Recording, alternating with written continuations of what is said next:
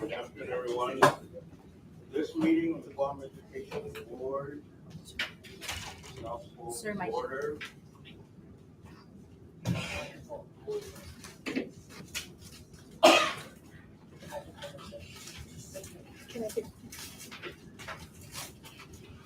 This meeting was publicized in accordance with the Open Government Law on Tuesday, August 12th, and on Sunday, August 17th, and it's also live streamed on our website. We will now have roll call. Ms. Vice Chair? Peter Alexis Sada. Present. Felicitas Angel. Present. Christine Boleto. Present. I don't think. We heard you, Miss Belly. Thank you. I'm here. Okay, present. Thank you. Christine Boleto, excused. Dr. Judith Guthertz. Maria Gutierrez. Here. Dr. Ron McNish. Here. I'm here, and the chairman is here. Here. And Mr. Fidenko is here. And the Junior Mayor, our new representative from the Mayor's Council of Guam, Mayor Brian Trelawney. We have IBOGS also. Can the IBOGS please identify yourself so that I can record it here?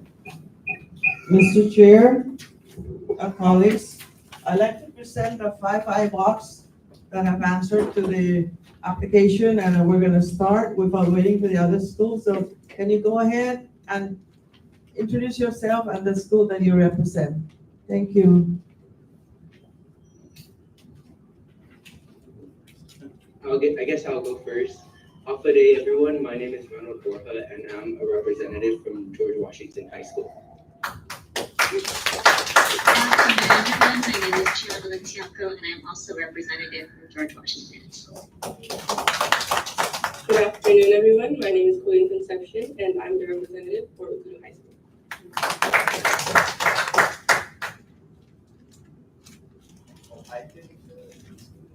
Oh, you're muted. You're muted.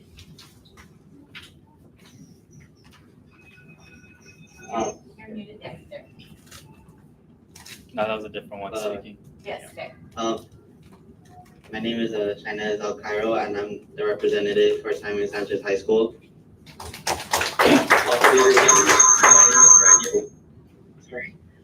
Good everyone. My name is Rainier De Ramos, and I'm the representative for Simon Sanchez High School.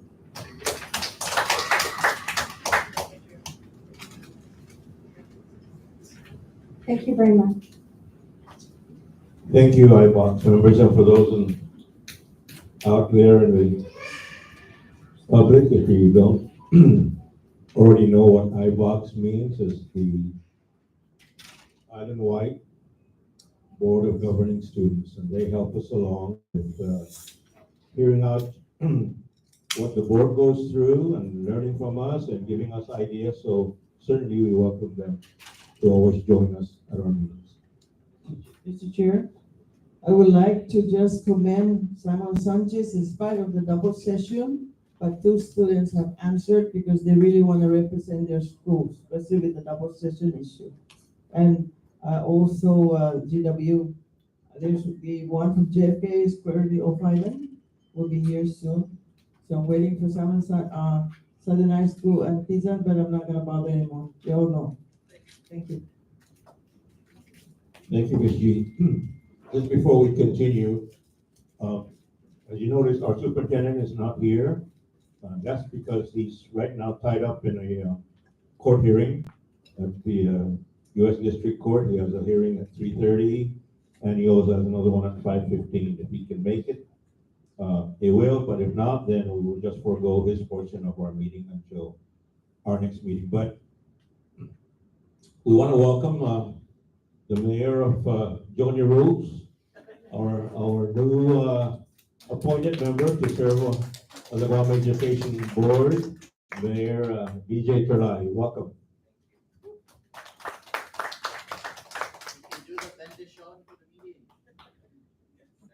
Yes, and even at our, if we ever have an event, we can always ask him to do the bendition.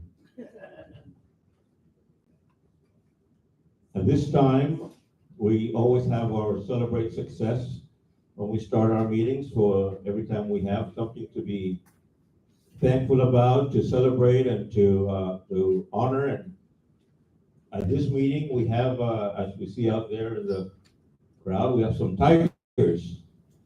And tigers are from Talafofo, God's country. And for full disclosure, I'm a what do you call that? Transported. No, not transported. Transplant. My mother is from Talafofo, let's put it that way. Talafofo Elementary School, we'd like to recognize you for the school that earned an A on the Department of Public Health and Social Services Public Health Inspection. Congratulations. Just come on up here, Tigers.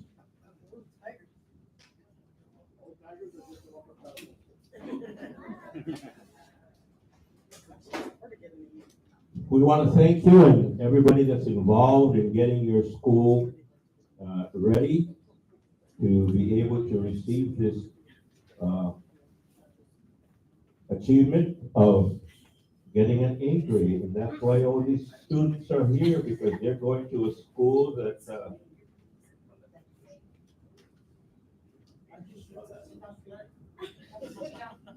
sit on the superintendent's chair. There you go.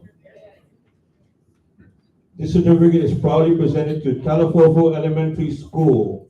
Congratulations on getting an A on your DPHSS Public Health Inspection. Congratulations.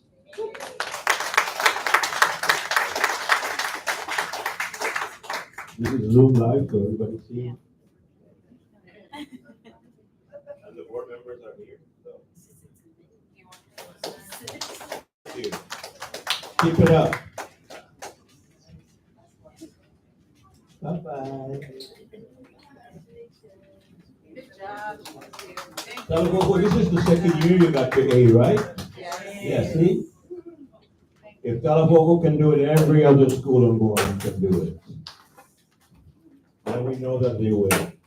There's another school that got an A on their inspection, but this is for their cafeteria, which is also very important.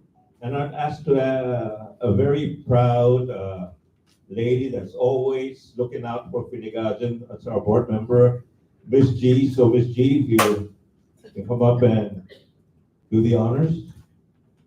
Thank you, Mr. Chair, because, you know, when I saw that thing about the rats there, that wasn't the first time I was there. So now my expectation for that school, because that school is very dear to my heart.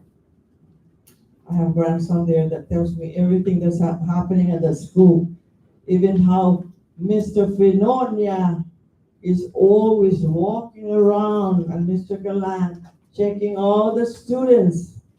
They're not in their office, they're not sitting in their office.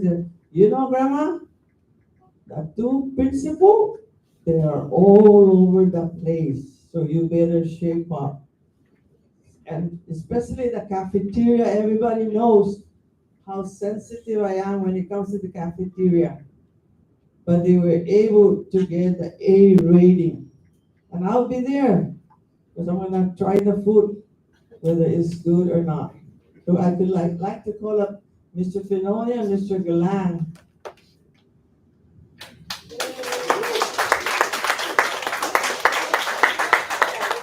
If my grandson tells me that he sees you every day, that shows me strong leadership in that school. Congratulations.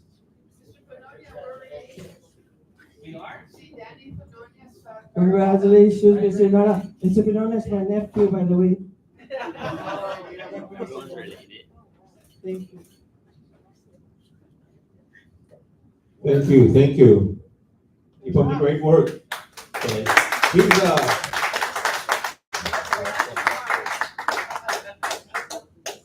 He's a new principal, but he's already started out on a great start. Of course, Ms. Garcia, who's retiring here pretty soon, I think next month, has always done a great work at Finnegassen. And because everybody's talking about how they're related, connected to Finnegassen, well, also I'm connected to Finnegassen because many years ago, I used to be the president of the Finnegassen PTO. So that's my connection to Finnegassen. Mr. Chair, Ms. G. at this time, you all were aware of the IBOGS leadership conference that we had, and the IBOGS for school year 24-25 focused on mental health of our students.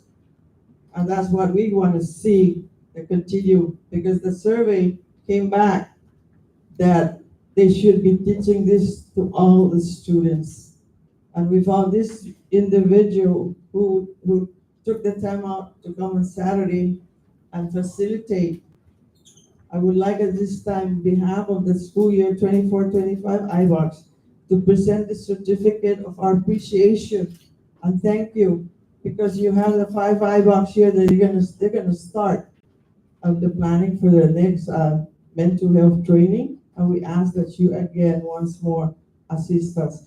So this time I'd like to go the lead school psychologist, Nadine Cepeda.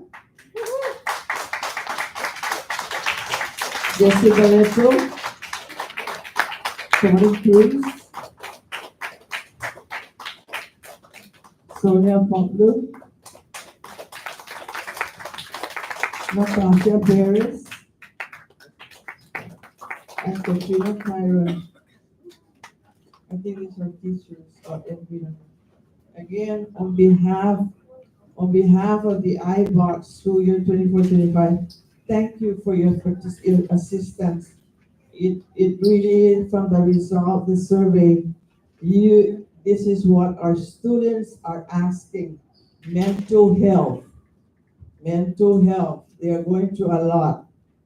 And it shouldn't just wait for IBOGS to sponsor. The Department of Education should get on the ball and offer this to all the schools, because we only open it to the middle and high school. So thank you again on behalf of Sister Marcy. And I could not, I have to present the Guam Education Board because they support me all the way.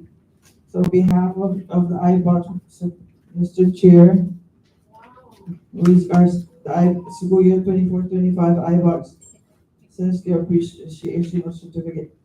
And because you were there, Mr. Chair, and it took 10 minutes when I only gave you 3 minutes to talk, we're giving a certificate. Dr. Guthries and Dr. McInch for your donation for the water. Thank you so much. And to the 2 staff, Kat Lorena and May Rose Nauta, thank you for providing all the information to the certificate for us. So thank you, please, Mrs. Mossy. Thank you, Mr. Chair. That's all. Thank you, Ms. G. And before we go into the meat and potatoes of our meeting, I'd also like to, because we didn't have an opportunity at our last meeting because it was still July. But this meeting, and although we've already started our school year, I think this is a time that we congratulate and thank the GDOE system from the superintendent on down for being able to open all our schools on time. So thank you, the deputies that are here, all of you that work together, each one of you. Without your help, things maybe could have been different, but as I said in my article, what a difference a year makes. We've gone forward and we'll continue to go forward. So please relate to your staff, whoever they may be, that from the board, we are very thankful for the work you've done and getting our schools open, and we will continue to work together to make sure that it'll be a great school year, 2025-26. Mr. Adam? Thank you, Mr. Chair. A couple of days ago, I read or I heard on the electronic media that there are 53 vacancies at DOE.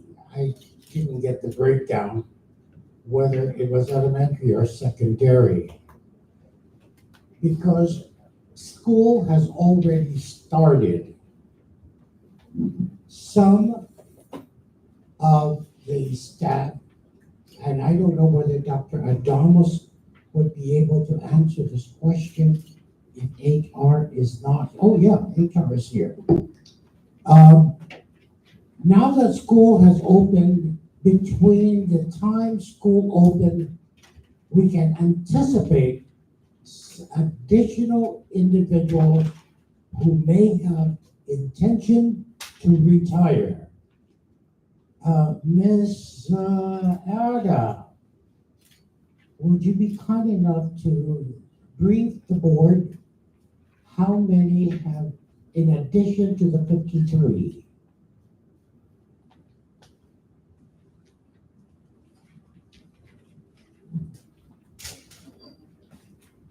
And since you are going to be answering that question, how many of those 53 and then plus are we going to be able to hire as a certified teacher into the classroom? How many of the retirees are retiring, or how many have expressed an intention to retire by September 30? We already know what before school starts. I think Now that things can change. we are continuing to receive retirement letters into the office. This is not planned or scheduled. So they're on different timing. I don't have a list of who is retiring. What I do know is that we're actively recruiting. Of what you can recall, Like over how the last many week, we've had have, 5. aside from the 53, that media has announced, I can't remember whether printed or electronic, but how many have since then come in to say, I have to retire for medical? Some have decided for other purposes. I think one of the things we'd like to do, but our concentration has been on the hiring. By next month, we'll take a look at how many have retired and how many have left us in terms of the timing, similar to what we did for the last school year. But right now, we're actively trying to recruit. So as we are established, we still are receiving applications, we still are establishing, and we still are referring. Our priority has been to refer certified teachers. And then if there are accommodations, whether it's military, those have already been pointed out. So we're recruiting limited term teachers for those particular positions. But I'll be able to give you a better analysis by next month's meeting. This month, our concentration is really just on the vacancies. So the numbers that we have shared are the current vacancies. Those are as of yesterday or last night, because we're trying to update our worksheet. And then the ones that was submitted, the summary, that was as of last Thursday's data. So each day we are having different movements, and that's why you see the different numbers, but we have people resigning or retiring for different reasons. I don't have that data yet. What I do know is that we're actively working to recruit. So we have been recruiting more, however, we are having resignations or retirement. I don't know whether this will be the right word, to expedite so that they can get into the classroom as quickly as possible, to fill new recruits, especially graduates from the university. Those were already targeted and highlighted, and they should be already in the classroom. The remaining ones are the remaining vacancies. Remember, our vacancies were at 238 when we opened the school year. And now, then are you saying that the media is incorrect? No, it's correct. It's correct. 53, that's a big big So the improvement. 53, however, are the elementary and secondary, so you have the breakdown there. The Okay. special programs, there's, I don't know the numbers, so altogether it's roughly 34, so it's roughly 99 altogether. But that's the current breakdown we have. So, Mr. Ed, we're jumping ahead, that's, I understand, but I- in our, part of the School already agenda. started, we need those answers quickly. And we're working very closely with the principals, and they're doing different things such as making sure that their classrooms are covered. So if we have excess teachers identified, for example, we are still mobilizing, but we're actively doing that. Okay, I will summarize this way. I hope we don't repeat what had happened in the past, where a complete full year was covered by a school aide. I hope not. Thank you very much. Thank you, Mr. Ed. We'll cover that in the other part of the agenda, but we haven't even gone through the first part of our agenda, Dr. G. I have to say this. We congratulate the schools for the wonderful achievements on the inspections. But I also want to really congratulate our maintenance division.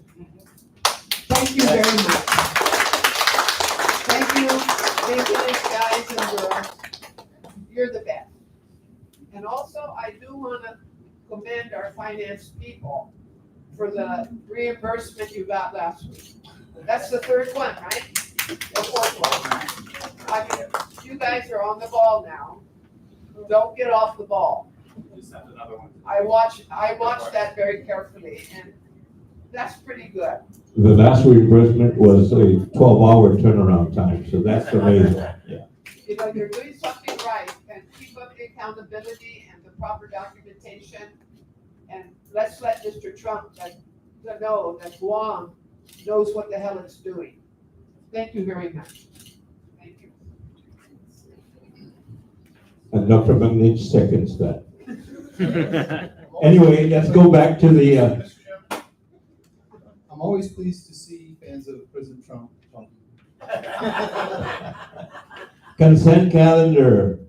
The minutes of July 15th, minutes of July 22nd, and the superintendent's report. Do I hear a motion to accept on a consent calendar?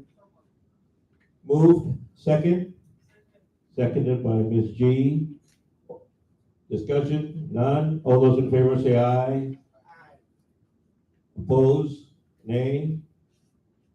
Motion carried. 1, 2, and 3, all approved. Any public participation? No public participation today. Communications? We don't have the superintendent here, so all these items under the superintendent, like I said, we'll hold until he is available. Ex-Officio member reports? IBOGS? All right, next meeting. GFT, Mr. President? Yes, thank you, Chairman. Where do I begin? All right.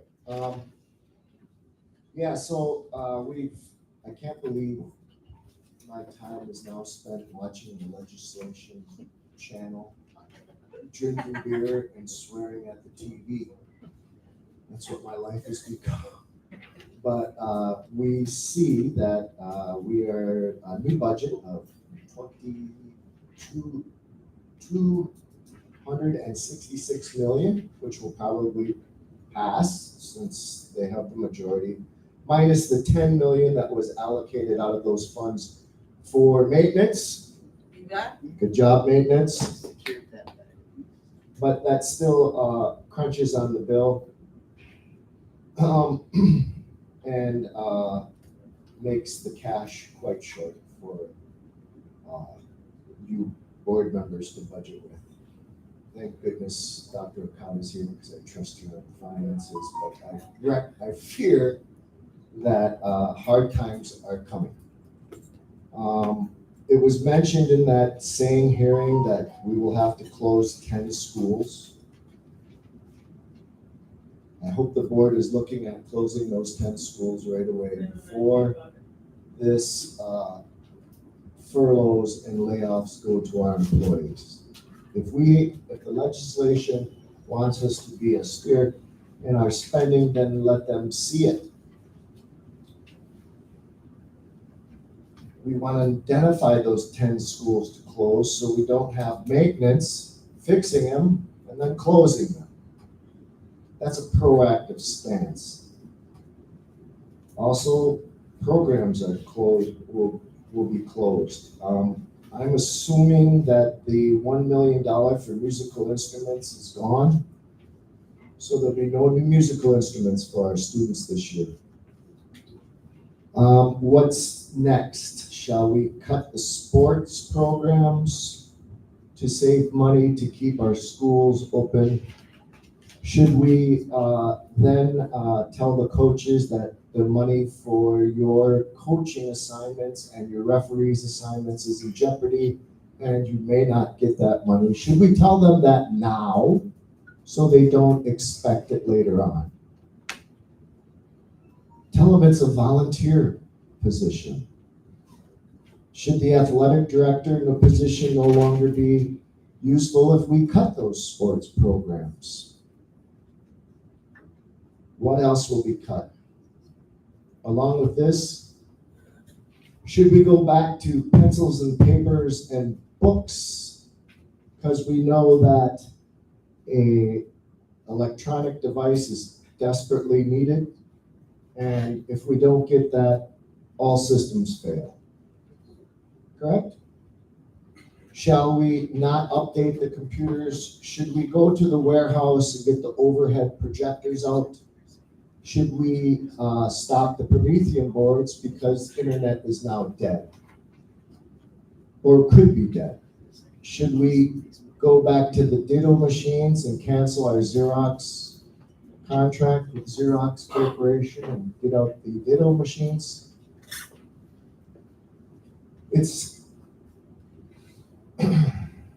Shall we also go back? What about the contracts for Munis was mentioned, but also librarians are now in the 21st century with automation using an atrium system. If the money for that is not there, which I'm not, that system shuts down. We'll check out things manually. Should we go back and get rid of, reinstall, have Mr. Pangolin install chalkboards again since the Promethean boards would be useless? Shall we ask volunteers to cut the grass and stop the grass contracts? These are all things that the board has the power to allocate money or take away money. Sodexo food service, should we go back to the old way and handle the food service in-house? It was also brought up by one of the great senators that maybe busing routes should be shortened and that students are now safe enough to walk to school since the roads are so much greater. Shall we cut and stop the busing services? Should we get rid of nurses? We don't really need them in the schools to take care of the kids. We could just call the fire department when we have an emergency. These are things the board needs to keep looking. How about testing? We pay a lot of money for testing to get our results. Can we cancel that contract? And we'll just go over our data on our own. This along with accreditation. Accreditation was mentioned by the GDOE staff is in jeopardy. Please, if you're only going to accreditate the high schools, like it was mentioned, then tell the elementary and middle school teachers that they can stop spending hours and hours and hours that they're doing right now. Tell them honestly that you can take that off your plate because you don't need it anymore. Because right now they're working about it, and right now I'm getting grievances about it because it's affecting the teaching of the classes. Rental contracts. Should the board be looking at the rental space of building A, building B, JP Torrance, Teads and High? We have vacant schools, and we know now from the AG that you cannot rent those schools to see for anyone else. Should we be focusing our energy on moving these and saving money on rent and taking that and using the schools that are now vacant? Hard times and hard decisions now are placed before the board. It was also brought up that the CBA is a reason for a lot of this budget, which I take great pride in saying that could be true. The CBA that requires 400 plus populations to hire a library tech. The CBA that asks for a nurse clerk to help with the nurses. A CBA that requests but doesn't demand that school counselors have a ratio that is 250 to per student, according to the American Schools Counselors Association. We just heard one of the board members expressing the great concern of our great thanks to the counseling crew downtown and how important it is for the mental health of children. If the budget is this, then let's tell the people what exactly they're going to get in public schools. This is what they're going to get. We need 26 library techs for schools, according to my records. You kind of jumped the gun on me with HR, but minus the ones they have. How many do they have? That's a question for HR. 39 nurse clerks. The school aid situation, I can't find for the life of me why we would blame the CBA for that, because it doesn't dictate any CBA positions. But I do support the fact that we have school aides.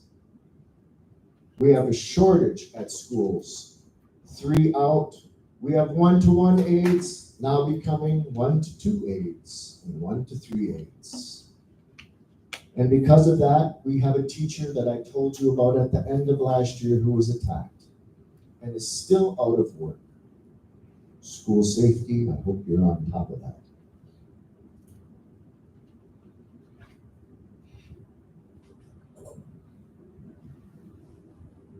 IEPs, we have IEPs that are created for the students with the special needs. They don't have 1-to-1 aides. Principals have expressed to me their concern about not having anyone in at the early age, but yet high profile cases, that means cases with warriors, get a school aide and they get moved out of the place they were to cover those high profile cases. Teachers and school aides need that support. American Disability Act, teachers who need help, according to the Male Disability Act, are not getting that support. Clerks being pulled from the clerking position to be school aides. You can't expect a person who's employed to do 2 different jobs. Clerks being saying, oh, they're covering both CBA positions, a school aide for the nurse, a clerk for the nurse, and a clerk for the library. Doesn't work that way. They each get 1, but yet our school system thinks that's adequate.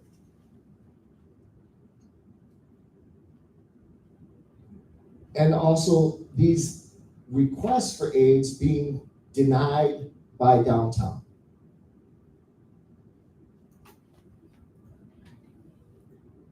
Teachers who need help, but denied because it's not in the budget. Downtown tells us if the principals haven't requested it, then we don't fill it, even though the school board has said several times that any vacancies will be used to fill the CBA. I haven't got to all the schools yet, but those that I have, Finnegan, since you're in the house, requested a school of 900, no tech. The board union contract states that kids in elementary education get 30 minutes of library time, unless it can't be accommodated by a big school. Yet because librarians are asked to do other tasks, we have now grievances against that accommodation. The time when it's crucial to get kids to the love of reading at an elementary age to continue is now being halted due to the fact that the CBA is still not being honored. A CBA that was signed in 2003. We know that Parks and Recs voided a contract because they weren't doing their job. Unfortunately, GFT can't void the board because they're not doing their job. So at the last meeting before school, I prayed that it would be better, but I'm afraid it is not. And the school board, voting members, you elected members, have a tremendous task ahead of you. And I hope for the people of Guam that you protect their positions and their livelihoods. Thank you. Thank you, President Fedenko. That's the longest I've seen you make a report, but yeah, you wrote it down, and instead of me taking a picture of every page that you wrote on, maybe you should do a white paper and put it in black and white, and we'll send it to the governor, we'll send it to the legislature. Even I, as the board, if I have to sign it with you, or the other board members will sign it and send it on. But I think they should all know. They should all know the predicament that we're in, if they haven't heard it yet. And I know that they can't hear you when you're yelling at them, when you're watching at them, but certainly they can read. And if we send that to them, and we ask them about it, and if they say they haven't read it, then something's wrong.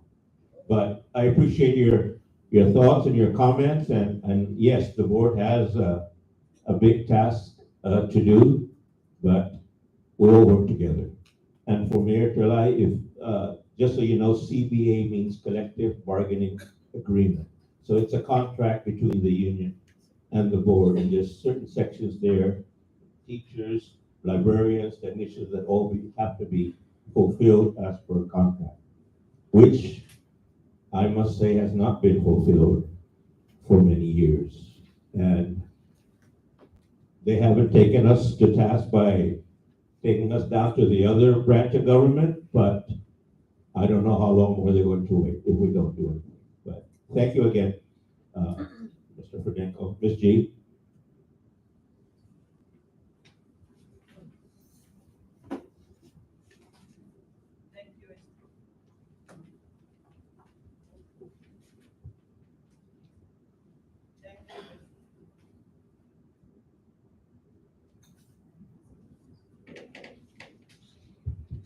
Thank you, Mr. Fedenko, because I've been watching the session too. But if you recall a resolution from this board, that what are the positions besides the facility maintenance, CBA? So it's in this budget. What they are talking about is for the next year's budget. But management failed to do their work. How many times, me too, positions at the school, I go out there. But no, they have to fill down the PCs. They have to fill, I see a PC that every time I come here, pulling the trolley, carrying a gallon of water. Do you know that the management here, and I've said this secretly, submitted a request to the legislature for the FY26 budget to recruit, not for the school, facility and maintenance, accounting. This is the interesting one. They want it prioritized, and this is for local funding. Prioritize hiring employees that support implementation of federal grants and procurement. It didn't say support the school aides, support the clerks, everything, no. So, yes, we are bombarded by calls because of that letter. And by the way, I didn't read that letter. So I'm waiting for superintendent to give him a piece of what he needs to hear from me. We have been following up. Dr. Okada said, read the resolution. It is in English, not in Japanese, it's not in Korean, it's not in any other language. We keep following up. And I know that's why you came in. Because schools, yes, I see schools here. You talk about Finnegotzen. 2 special ed teachers, Todd's out there. School aides. Where are the teachers that are in this tower? They should be out in the classroom. I understand they put the names in the staffing pattern, but the body is not there. This is what we are, we just had a finance committee last week with Dr. Kala. I Zoomed, and thank you for saying, nice to see me in person. But we will continue because our students, school aides, no. DOE has the largest, so many school aides in the nation. That's a lie. I talked to a principal, as I did last week, a middle school principal. Do you have all your teachers? No, and I'm still waiting for my teacher assistant. And we're talking about FY26, and they tried to be sneaky to submit these positions. I message senators. Senators are messaging me. Did they hire? Senator Kumatautal read the resolution from the board of what are the priority hiring. We have, it looks like, I don't think they understand what the spending priority is all about. And that's why we included the CBA, because when you ask, what about the CBA? So that is the problem we have here. Thank you. Thank you, Ms. G. And for one of our staff that was asking about where do we get that answer to the senators, now you know your answer. And as far as the spending priorities, I think they were talking about FY26. That's coming up. But she is correct. The spending priorities for this budget cycle is in black and white. We still have to come up with the spending priorities for this upcoming budget. And it will be done. The board will meet on that after a working session. But to continue on, Mayor's Council of Guam. Mayor, I know you're new here, and one of the things is usually you would get from your colleagues their concerns or whatever it is that they want to be brought up to the board. And I'm sure they've already, 18 of them have already gotten your ear as to what they want. So if you want to make a report, you're welcome to. Well, Sizuz Masi, and thank you very much, DOE, for your warm welcome, and also to the board, Sizuz Masi. Again, I am still in communication with Mayor Benavente, who is the former Mayor's Council representative. However, I know we spoke about this in the last Mayor's Council meeting when Mayor Benavente brought this up in regards to mitigation around the schools. I know there was talk with the Guam, with the board there was some suggestions to where the mayors would take the helm of mitigating the schools, most specifically in preparation for the opening of the school year. I beg to ask the board to please think about that, because when each of the mayors in their mayor's offices only have 5 community maintenance workers. They are overworked, underpaid, and exhausted. When this was brought to the Mayor's Council, I kind of thought about the mayors themselves. I, for one, in the village of Doña, only have one public school that I will continue to help and mitigate and create a partnership. But when I think about the other mayors that have 9 schools, such in the village of Delido, and also in Tamuning, and also in the northern schools, the northern districts, I kind of feel for them because they have a lot on their plate, and each of the mayor's offices only have a maximum of 5 community maintenance workers that are at the mercy of the villages. There's no doubt that each of the mayors would like to assist because every student in the schools are constituents of those respective villages.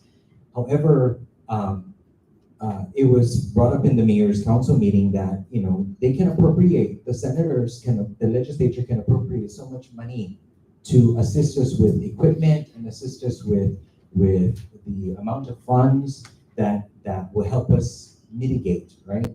However, the personnel is the most important because you can give us $1 million, but if you're only going to give us 5 community maintenance workers and get the work done prior to the school year being open, it's near impossible to get those things done when we have to take care of the mercy of the village themselves. So that's the report that I want to bring up, and I want to just ask the board. I'm assuming that it was already discussed in previous meetings, but I wanted to bring that up because that was the main issue when Mayor Benavente had brought up that concern to our board. Since it was massive.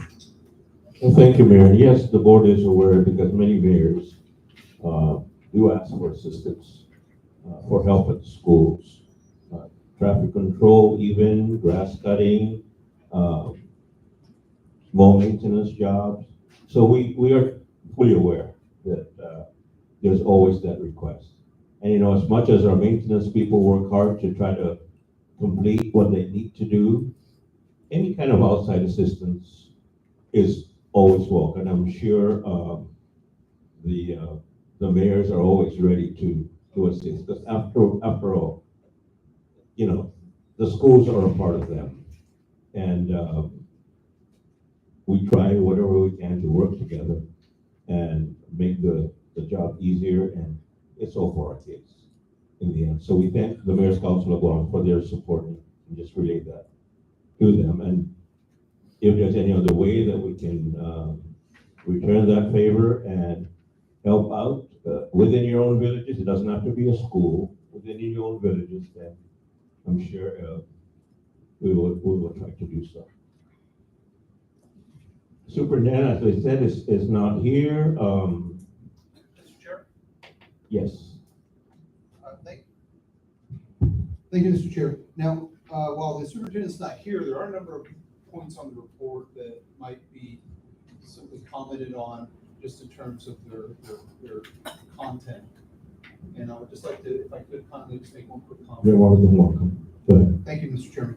So there is a John F. Kennedy and Simon Sanchez High School item on here, but also at the legislature, the superintendent said a lot of things about that we had not even known about.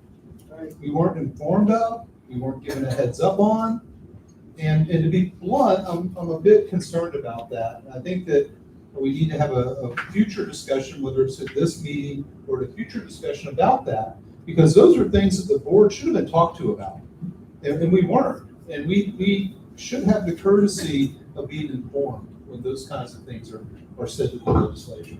That's one little point.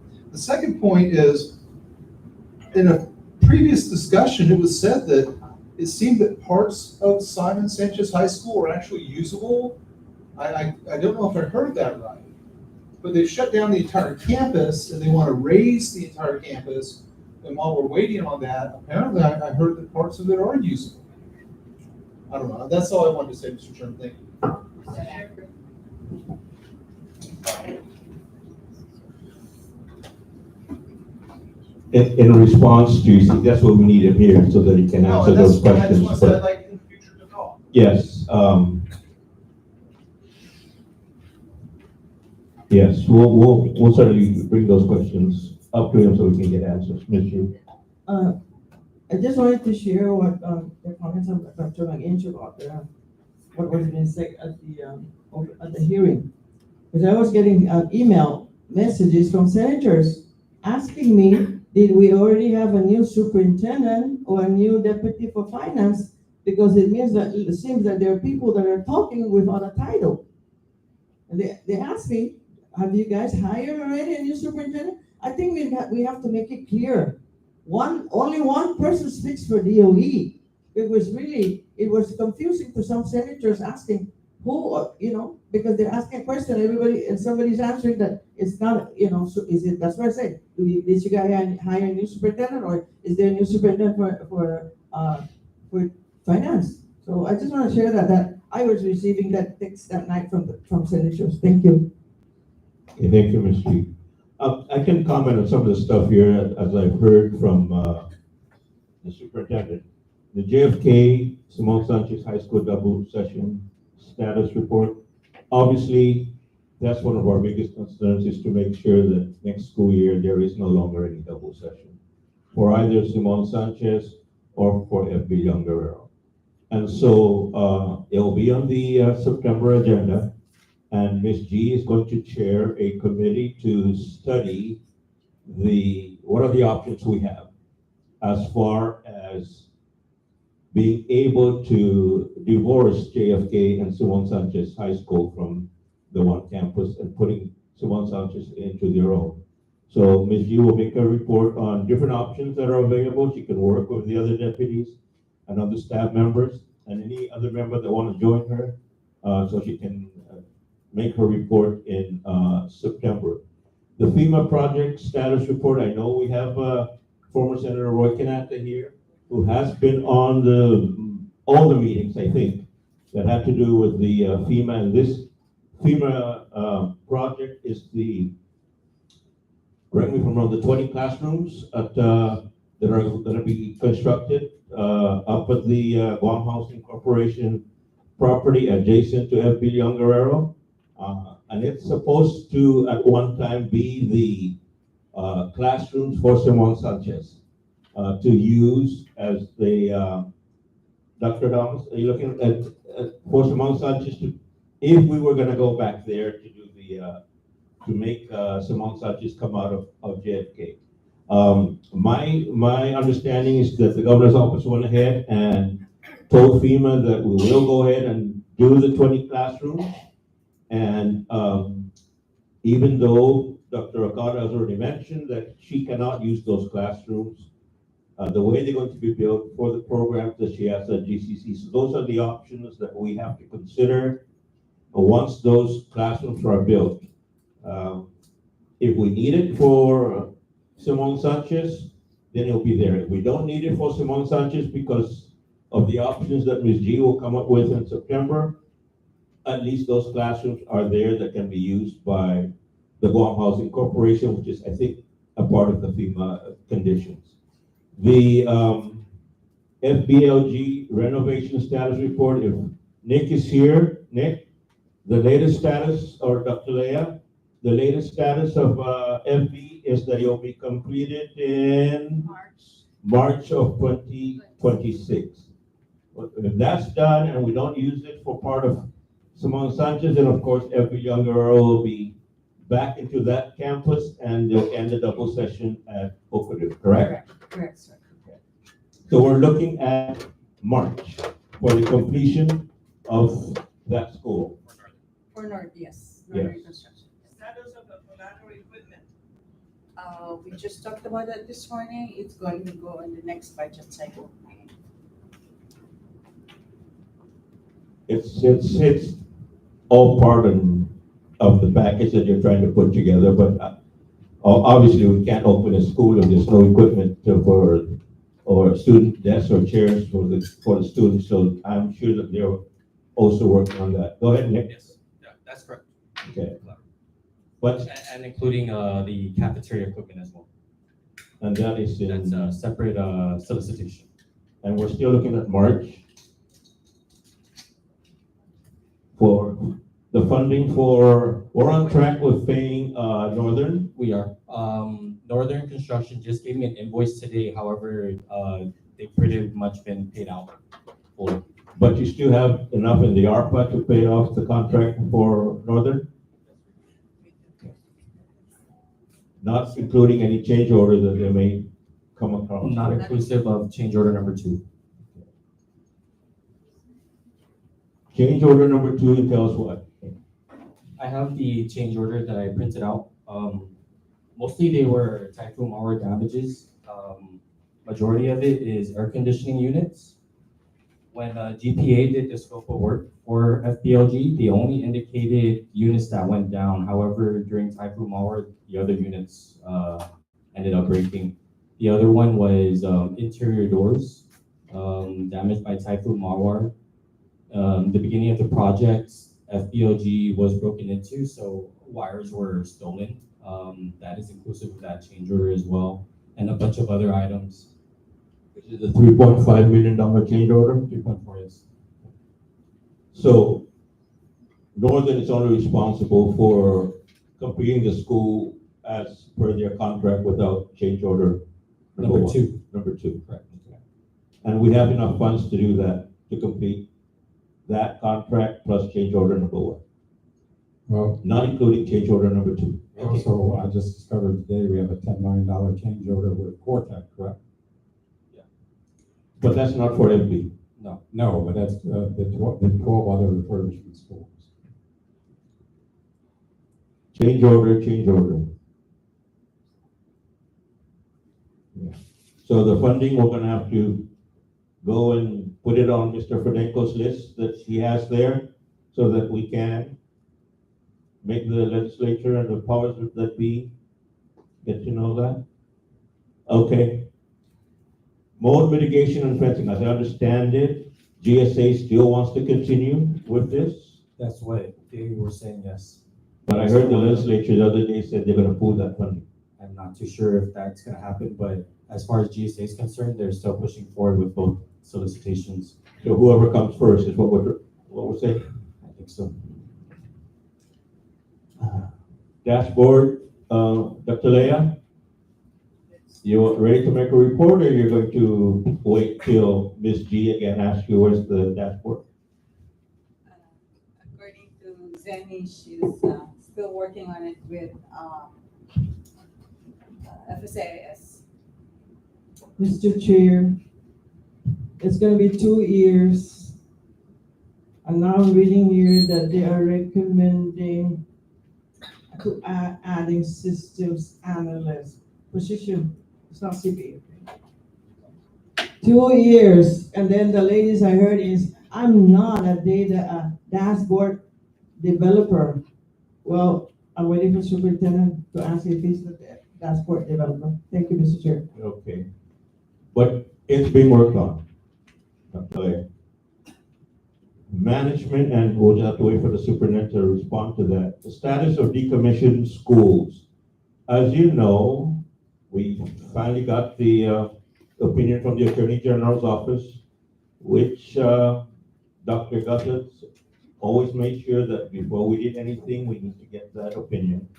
And so the opinion is, if you already know, already read, seen on TV, the board does not have any authority to transfer, lease, assign, or do anything with GDOE properties, not just T-Brody or LBJ, GDOE properties without authorization from the Guam legislature. So as far as we're concerned, we take no action and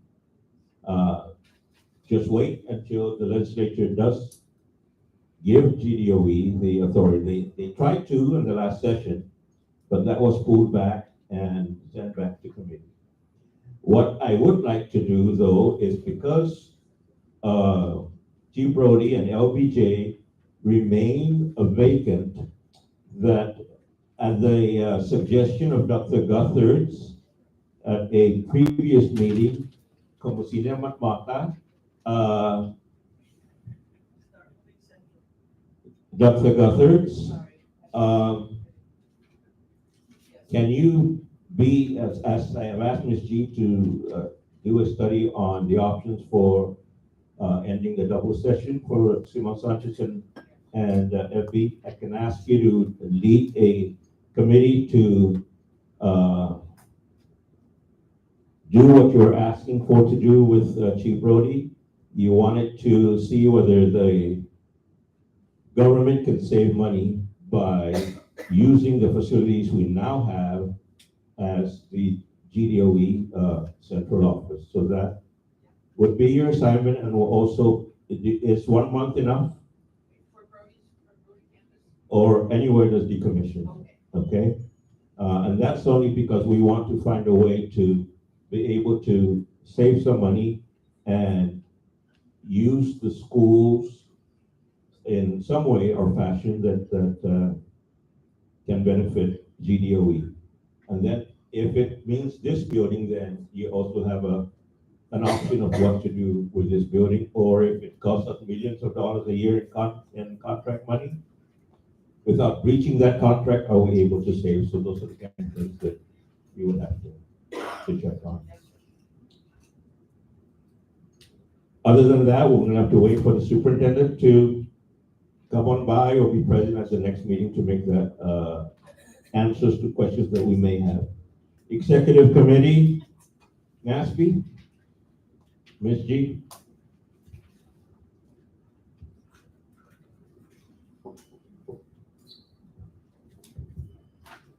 Thank you, Mr. Chair.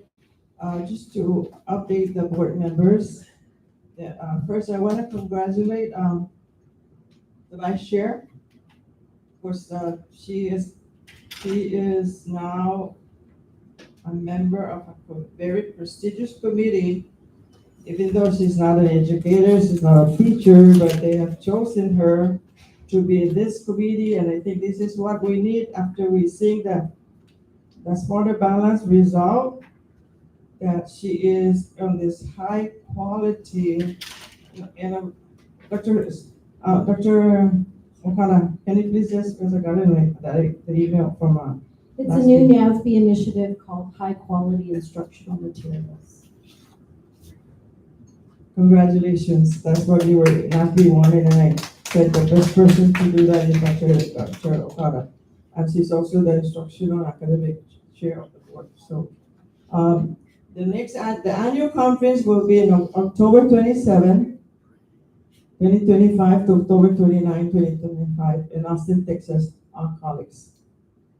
The registration is ongoing. It closes September 12. If you're interested, please let us know. Dr. Okada will be attending, but because she's on the committee, she's paying her own way. I am attending as an awards committee and delegate. Any of the members that are interested in attending, please let us know. So, because once we pay our membership to NASB, it does not stay at DOE. That funding is over at NASB, and any expenditures that we like registration, they'll deduct that from our funding there, not that funding, the money is not at DOE. So nobody's gonna cut a check. The keynote speaker, so I was talking to with Paulo, the president of NASB. The keynote speaker for this conference is the teacher of the year from Pennsylvania. So, Mr. Chair, you know, we have, and I'm not telling you this because of the teacher of the year, but I think I know that CNMI is gonna send their teacher of the year to the conference to be the teacher of the year from the states, that we look at considering our teacher of the year to participate at that conference. So we'll arrange that, whatever, okay? There is no more governmental affairs committee. There's no more PPE committee. Everything has been changed. So please let me know if you are interested in attending. There is a deadline, September 12th, for the registration. then the hotel at a reasonable price, and this is why when we were discussing the travel policy, that there is a big discount rate for participants. So if you're interested, please let me know, okay? That's all I have, Mr. Chair.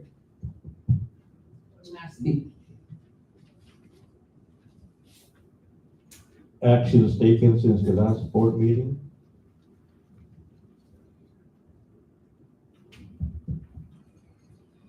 You've seen all the actions we've taken since the last board meeting. Going back to NASB, Ms. G, you brought up about trying to bring the teacher of the year from Guam. You can make that motion, but I cannot. I would have to recuse myself from voting. Yes, I know that. Because I was asked on that during my conference with members meeting last week is Maria, do you have a teacher of the year or do you have? I hope that you can one day bring them out. So, colleagues, I just want to make a motion that we consider that sending our teacher of the year to the National State Board of Education annual conference, which is October 27 to October 29 in Austin, Texas. Any second? I have a quick question. I was under the impression that the teacher of the year normally goes to a presidential.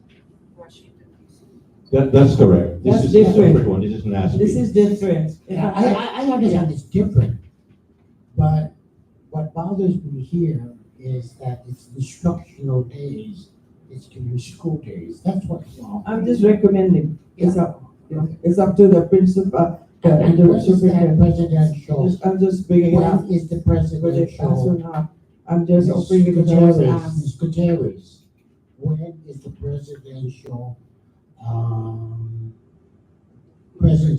gathering for all the gathering of all? There's nothing. I talked to our teacher of the year. She has not received any information regarding when is the one in DC. Okay, well. I'm just bringing it up. Okay, thank you. There's been a motion on the floor and seconded by Dr. Guthers. Any other discussions on what Mr. Adak brought up? If not, we'll just call for the question. Those in favor, say aye. Aye. Opposed? The ayes have it. So Ms. G, you can go ahead and prepare that request. And so we will find out what actions we need to take after that. Search committee. Mr. Chair and colleagues, we had a June meeting where the committee June meeting. Mr. Angels was not able to join us. I did the Zoom because I know both of them are busy with their work at UG. So Dr. McLinch and I met. I gave them a proposed timeline. And the first discussion of our committee meeting, of course, is selecting a chair for the search committee. Dr. Magin said, Maria, you're the chair. So, Dr. Magin, thank you.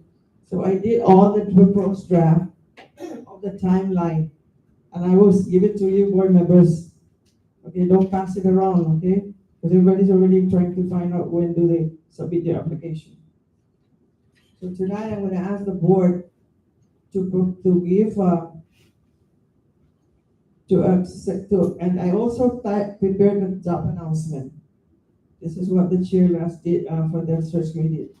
This is all draft. All you need is for the HR, and as I go to the timeline, it will show where the HR is involved. So the proposed draft, colleagues, we finished on July 15. We selected we appointed the committee. August 8.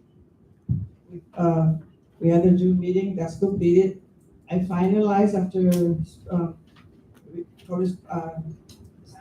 talking to Dr. Magish, I finalized the draft, the timeline, and the job announcement. At this meeting, I'm asking the board tonight to approve the timeline and the job announcement. The committee is proposing the job announcement open August 25th. So from the week of August 25th, the first day will be the start date is August 25th. These are the tasks. HR administrator will be the official point of contact to receive all applicants in sealed envelope. All applications received in sealed envelopes in person, by mail, or email, the search committee chair shall be placed in the lockbox. There's the box. We're trying to find the key. I guess I have to have maintenance call it and I'll buy a new padlock. Every envelope, because it will say on the job announcement, stamp to indicate the date received with a receipt copy provided to the applicant. Postmarked by midnight of the announced last day of filing. Printed and placed in sealed envelope by the committee chair.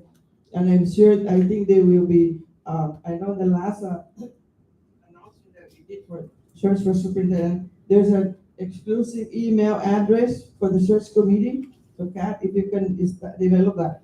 Because all email will go directly to the search committee. Search committee will provide the box, which is right there, keys and padlock to HR administrator. So it's only the administrator who will have that key, and extra key will be with the search committee. Extra HR administrator will provide updates with committee chair as needed. Then weeks of September 1st, the announcement continues. Week of September 7th, announcements continue. Week of September 15th, that announcement continue and close Friday, September 19th. Between the week of September 22nd to the 26th, application screening will start. That meaning the committee chair and the HR and the, will be doing the screening. Note, application box will be open with HR administrator present and committee chair after the 19th. Applications in sealed envelopes will be stamped date removed from the envelopes. So when they check out we check out the application, we'll stamp the date, which is September 19th. Application's name will be listed accordingly to stamp receipt date from the envelopes. Application's name will be restricted only to committee members and HR administrator. And this is very important because in the past, we understand that the word is all around who are the applicants. This time, I'm doing my work. No worry. Application screening by HR administrator and committee members. Then between the week of 22nd to the 26th of September, all applicants who submit an application shall be provided written notification in person or by mail, the result of their application after application screening. Acknowledgement receipt shall be filed with the application. Week of September 29th to October 6th, application appeal. Because we might have applicants that will appeal that why didn't I qualify or why this and this. So we give them that 10 days, okay? The committee can, tonight the board can say, no appeal, straight to the interview. But this is the proposed. Applicant upon receiving written notice of rejection may file an appeal and reasons in writing within 10 work days to the search committee. Failure to provide all required documents after job announcement closing dates is not appealable. And this is where colleagues now, that please, I need your schedule, whether you are going to be on island or are you not, because during the week of October 13th to the 18th, we plan, and this is Monday to Saturday, we plan to have the interview of those that have that after the screening of the application. We recommend interview days Monday to Saturday. The board will approve during September 16 regular meeting. So in the September meeting, colleagues, we will put this, that are you going, that, because I will ask you if you're going to approve the interview between October 13th and the 18th. Committee chair and HR minister will schedule interview date and time. Applicants to be interviewed will be notified in person, email, or phone call. This one, interview process, questions and rating scores will be provided to the GBE, to the board members on the day of the interview by the committee. The committee is now gonna give you the questionnaire before September, the date that we scheduled. Because it came to my attention, there was a leak in some of the questions and from the last time we did. So I don't want that. I don't want that. So please don't ask me for the questions until if you come to see the interview, that's the time we will give you the questions. Board members, please, I need to know your availability by October 3rd, and this is a Friday. Okay. So we're looking, it depends on the interview and if we're ready to make the selection. We will have our regular meeting on October 21st. We might change these ones. These are subject to change, these are all draft. Then after negotiation, we're looking at November. Then at the regular board meeting in November, we will approve the contract. Effective date for the new superintendent, January 1st, 2026, depending. But these are all draft. I'm asking that for your, I'll give it to you, so you can read it, but I'm asking that we approve this so that we can proceed. Because I've heard before that it took so long. Not this time. We're gonna go forward. And no application shall be received after September 19th. So this is where I will work closely with the HR administrator. I believe that she's trustful, that she will not leak out any names not to apply or what is submitted and enrolled. So, Mr. Chair, this is my I will pass this out so you can see it. Yeah. I think I'm actually. Just before I entertain questions, Dr. Magnich, is that basically what you and the chairperson of search committee agreed to? Well, this is what we're proposing to the board. Okay. And so the collegial discussion with the board. And basically, we are concerned about there just simply being a system in place, that we have planned. Okay, so as far as I know, she mentioned about leaks in the prior superintendent selection. So in this case, if there is a leak, it's either her or the HR administrator that leaks it. Because there'll only be two of them that will know who these applicants are and what the questions are. So it's between the two ladies, no men involved here. Yeah, I don't have a security clearance. Okay, so Dr. G, I see your puzzled face. Go ahead. It's on. It's on. It's on. Mike's on. Hello. Mr. Chairman, I've been waiting for 2 years to speak about this. About And please forgive me. the search? Yes. Please forgive me as a former applicant for position of superintendent. I must express my concern about secrecy. I think it's important for the people of Guam to know who applied for the position as soon as we know. They have a right to know who applied. And we should encourage all the applicants to be presented to the public and to have the opportunity to share their ideas with the public. I respect all the board members that supervised the last search. But I want this to be a constructive activity where the applicants feel they're valued for being willing to even apply for the position. In the last search, with due respect to everybody,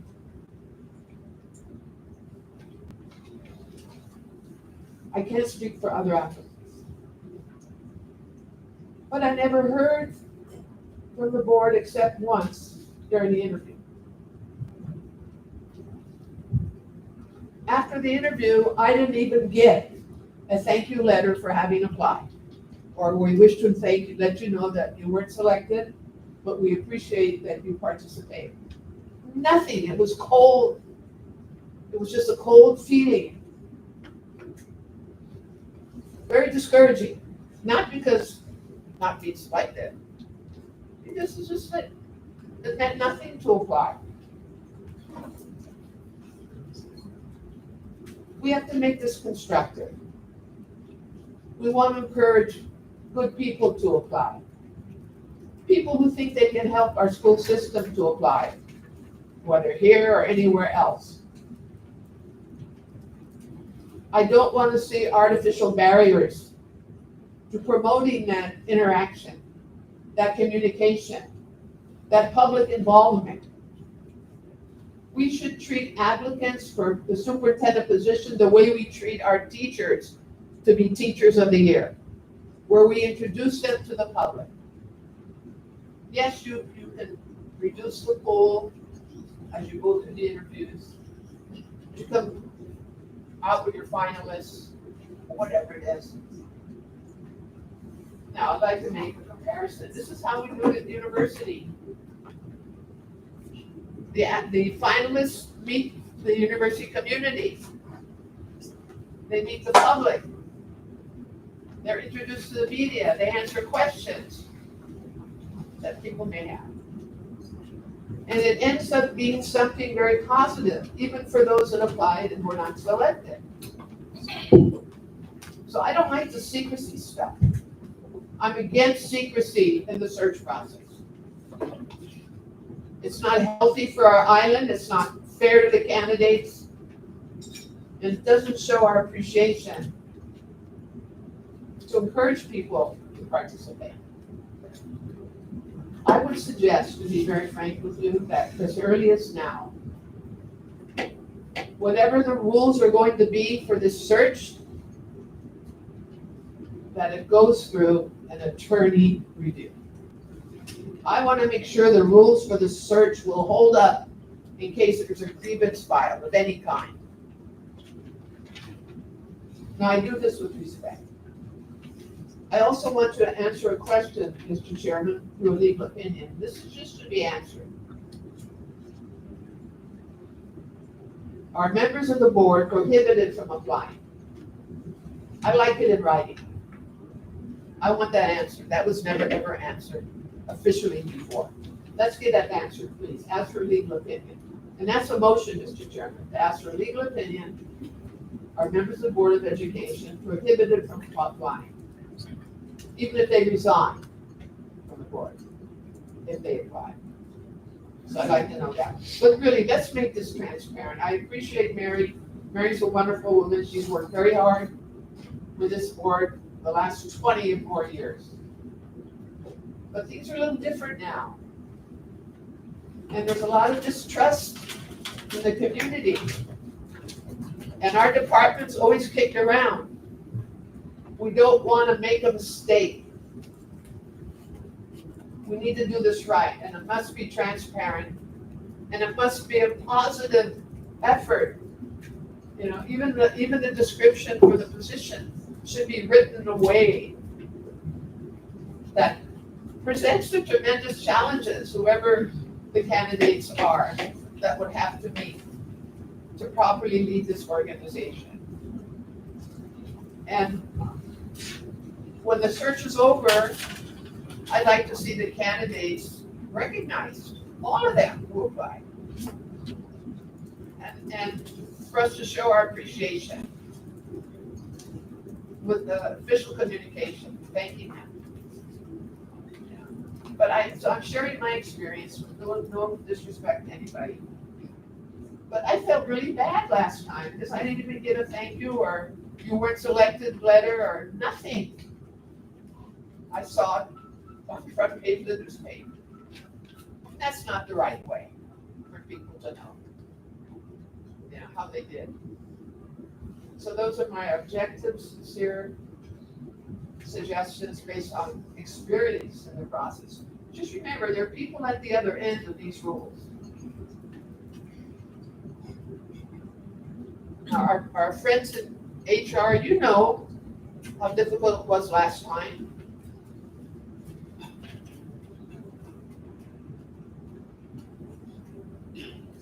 And another thing, please consider this. This I found very strange, and I have to tell you this. Again, this is personal experience. I've taught for DOE before. I'm very proud of that. For 2 years, I taught at Tejan High School, and for 1 year, I taught at Contalon Middle School. It was one of the best experiences of my life. I taught history of Guam. I taught U.S. history. I taught world history. I taught government. It was a wonderful experience. I did it because I wanted to have the opportunity to see what it was like finally to be in a classroom. Have you served on the school board in the past? I never served in the DOE classroom. I wanted to feel and see what it was like. So when I left the legislature, that's what I chose to do. And in order to do it, I was told I have to finish the 8 required courses for teaching, even though I had a doctorate and I taught a geology for 30 years. That's not good enough. I have to take the 8 classes. So I went to the College of Education and took the 8 classes for a year. And then I had to take the practice 1 and the practice 2, and I did that. After spending my career at DOG for 30 years teaching, I went through that in order to get into a DOE classroom to see what it was like. And I did everything that everybody else did. It wasn't easy, all the paperwork's a pain. But the teaching was great, the students were great. Now, what I didn't like with the superintendent search was, all my transcripts were at DOE. The evaluation of my transcripts were there. And when I applied for superintendent, I asked if I could have my transcripts put into the file, or could I refer to the transcripts that you have in file here already, so I wouldn't have to order another set, which takes a while to get. And they wouldn't let me. They wouldn't go into their file cabinet or wherever they keep their records to pull out my transcripts that they already had. And that became an issue. It should not have been an issue. If you already have the records on file and the candidate says my transcripts are on file, why can't you use that? I mean, that's an easy thing to do. So let's be sure we're very careful how we do this. I'd like to see an attorney. Now, we don't have an attorney of our own. But someone, Mr. Chairman, you've got to get that resolved. If we need the AG's office to review our proposed rules, and let the AG's office do it. Let's do it now. Thank you very much. Thank you, Dr. G. Ms. G.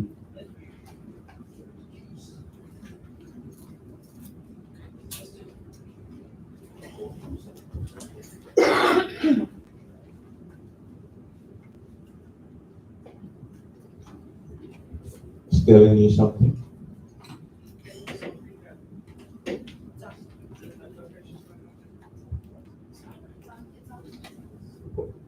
Mr. Chair, thank you, Dr. Gutierrez. Because this is only a draft, please read that it's a draft. There are things here that I make sure that applicants were informed. What happened in the past, Ms. Ana was not the HR administrator. Okay? This is a draft. You have your recommendations, submit your recommendations, but I'll tell you, I worked hard on this. It even got me to go see my cardiologist. But because when I was appointed, and Dr. McInnes asked me to chair, I chair. Okay? Why you were not informed? That's not I don't know. I cannot answer for the last. The job description is here, colleagues. I'll send it out. That this is where Ms. Ada and I will work together. That this is what, as per 17 GCA, the duties of the superintendent of education, and those that applied before, they know that it's the same job announcement. Catherine, can you please pass this out to the board members? So Ms. G, this is a draft, but you're asking us to vote on this today? This is what the committee, and Dr. McGee made it very clear. Is there anything here that you want change, or you want a legal, you want an attorney, whatever, then don't just reject. Okay, Ms. G. I don't appreciate Mr. the work, President. because I present this with my committee. Chairman, point of order. There was a motion made. She made a motion. I think you either have to accept it or not accept it. No, she didn't make a motion. Yeah, She she just did. made a recommendation to No, send this to an attorney. I was reading what's in the proposed. Go back to tape. She made a motion. What was your motion, Ms. Dr. G? Have an attorney review this to make sure it's in keeping with the process, that we're following the requirements. Okay. So When that's we what I had heard. the meeting, wait, hold on. Don't jump the gun. Don't look at. When we had the meeting and the chair was appointing, why didn't you bring it up? Can we have the legal review? Can we have the legal involved? I have no problem in getting the legal involved. No, we're just making sure that the process is going to meet muster, so we don't have a problem later. Okay, well, there's a motion on the floor and seconded by Mr. Ada. Any other discussion? If nothing. Discussion, yes, sir. That's the way Robert's Rules of Order works. Now we can Go ahead, discuss it. Mr. President. Thank you. My concern is by pushing back, waiting for an AG's opinion or whatever's opinion you get, we're gonna go down the road 2-3 months. We won't be going till November. I'll use Dr. Okada's transition, if I may. She has an overlap, right? Is there a scheduled overlap? And no? Potentially, right? That's just what I heard. I would like to see some sort of transition, hand off the baton, so the new superintendent is at least caught up. So like I stressed in the last meeting, when he decided to resign, that a break in the superintendent and a break in the captain of the ship is only gonna further erode GDOE. And it's paramount that there is no interim superintendent, no acting superintendent, that we have a superintendent running, especially at the times that we are in right now. So don't delay this, or please ask Mr. Swanson to hang on until you guys figure out what you need to figure out. That's not my intent. Mr. Ada? I kind of followed Dr. Goddard's thinking. Very important. I've been asking myself the question, would you consider, asking me, would you consider applying for the superintendent? And I don't know. There's nothing to prevent Dr. Goddard to apply. Dr.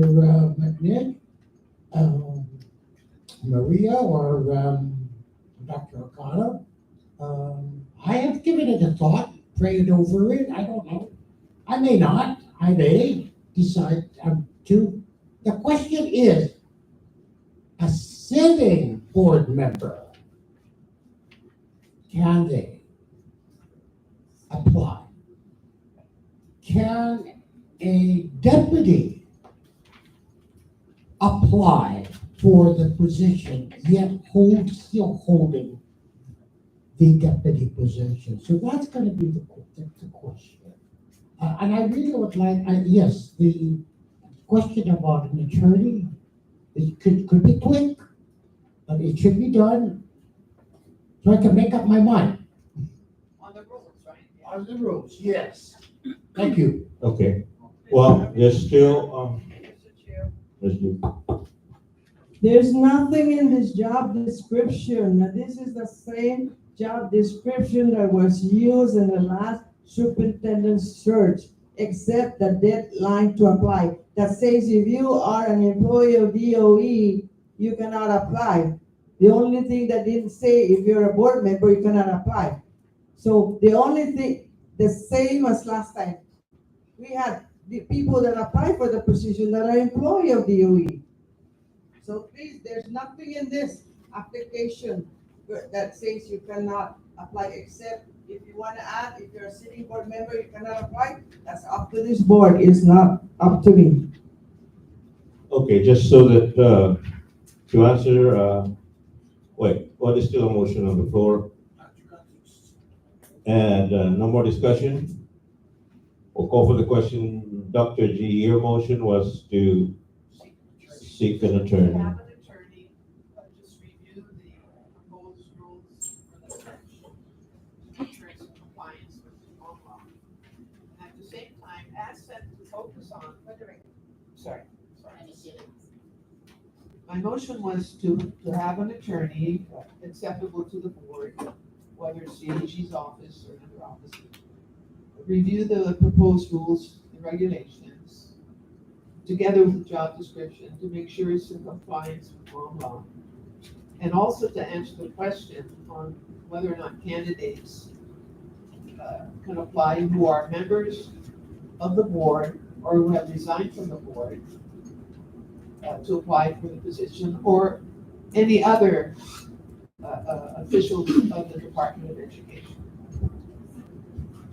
Okay, that's a loaded motion.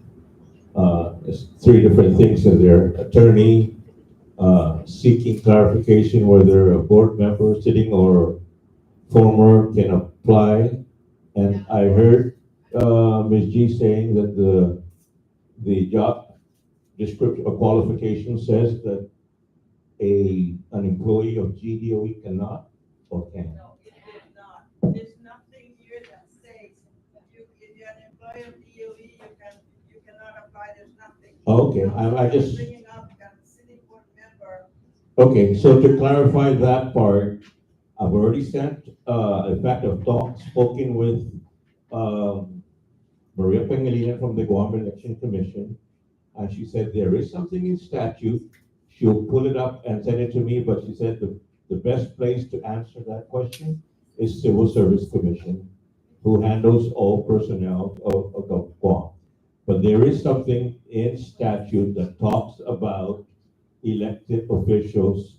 It doesn't say what kind of elected, it just says elected officials. So sitting board members who, not the appointed ones, but those that were in the last election are elected. So we'll get that clarification. And I also requested an opinion from the Attorney General. So we'll get that. I think the word should be sitting and or resigning as board members. Yeah, okay. Well, if you're gonna, okay. But go back to the motion. Those in favor of seeking a legal opinion, you already heard the discussion. Today's the day that Ms. G is asking us to accept the time frame. Mr. Chair, I withdraw my request for everything on the superintendent's research. I will get back with my committee and discuss further.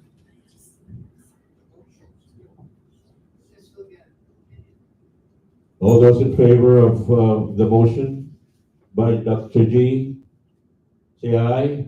Aye. Nay. We need 1, 2, 3, 4.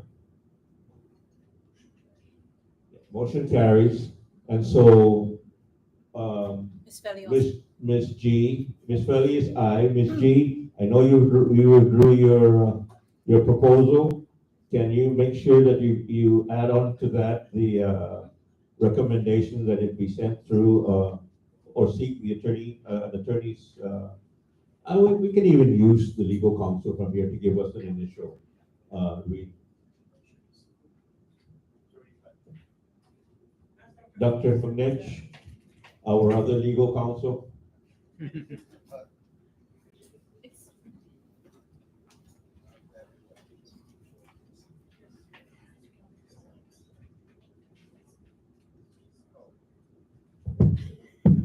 Okay, thank you, Mr. Chair. So I'm a college professor, and Mr. Addis said that I might want to try to be superintendent. I wouldn't want to work. And so that's my response to that. I prefer being a professor. Okay, but related to that, I just have a couple of quick things. There's nothing preventing us from just getting an opinion and letting the other parts of the process proceed. And I think that the timeline part was very done, and Ms. Gutierrez did a lot of hard work. Particularly, she worked a lot with the staff on this effort. I think it's a very commendable process. And by the way, Dr. Guthers, we made sure all candidates are notified, and that's what we put, or that's what Ms. Gutierrez particularly put in this process, that people will be told whether they're going to proceed to the interview. And so, one key thing I would like to just kindly suggest is if we could approve the job announcement, if that's okay. Because, I mean, we'll know whether we can accept people once the legal opinion's in, but if we can approve it and even announce it on time, I think we'll be proceeding with the process. I agree. And I don't think that is, and then we can always, if we get a caution from the lawyer that this process is not a kosher process, which would only take a couple of days from the internal legal counsel, then we can maybe pull it back and wait. Okay, thank you. Ms. G, do you want to reconsider your withdrawal? I think somebody wants to apply and did not get the notice.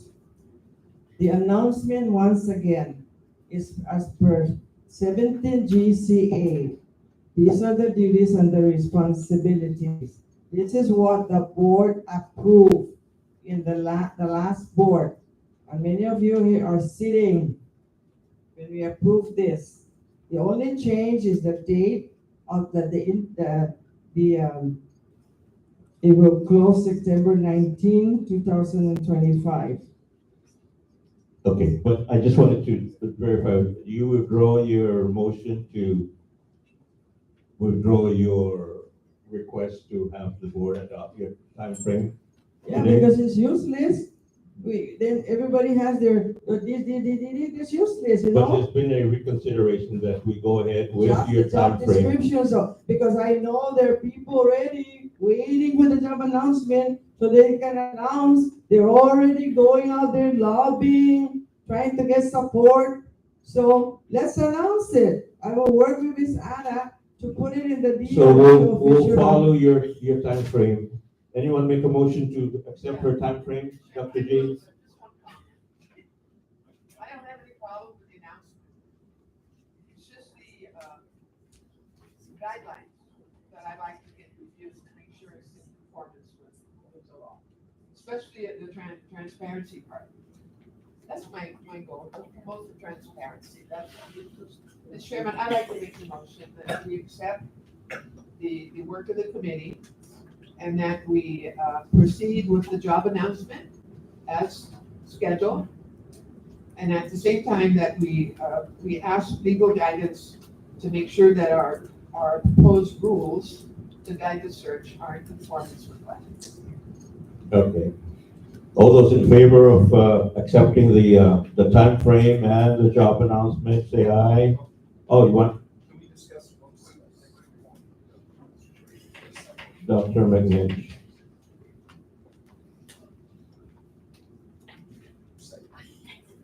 Okay, thank you. Just one really brief point, and I just happened to notice this, I didn't notice it before.